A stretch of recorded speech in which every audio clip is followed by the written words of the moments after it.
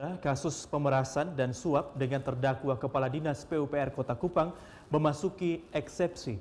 Kuasa hukum terdakwa menyebutkan bahwa dakwaan jaksa tidak cermat dan kabur.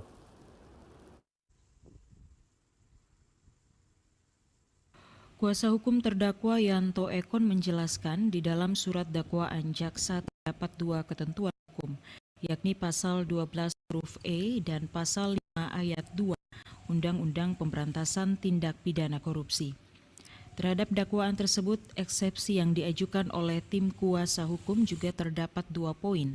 Yang pertama, di dalam surat dakwaan penuntut umum tidak menguraikan secara cermat dan lengkap unsur-unsur dari pasal 12 huruf E. Menurut Yanto, unsur yang tidak dijelaskan secara cermat adalah unsur memaksa. Dia menjelaskan tidak ada unsur paksaan yang diuraikan oleh jaksa dalam dakwaannya.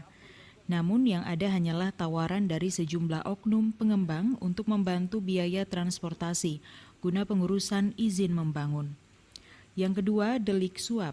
Menurut kuasa hukum, sesuai pasal 5 ayat 2 Undang-Undang Pemberantasan Tindak Pidana Korupsi, harus ada dua pihak, yakni pihak pemberi dan pihak penerima.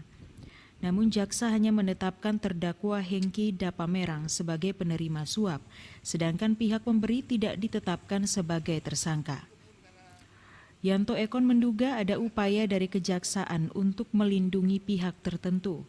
Oleh karena itu, dia mendesak jaksa untuk menetapkan pihak-pihak yang terkait dalam kasus ini sebagai tersangka pemberi suap. Dalam surat dakwaan secara tegas menyatakan yang menyerahkan uang 15 juta atau memberi uang 15 juta kepada terdakwa itu adalah rekan kami advokat Anotona Laia. Dialah yang menyerahkan uang itu.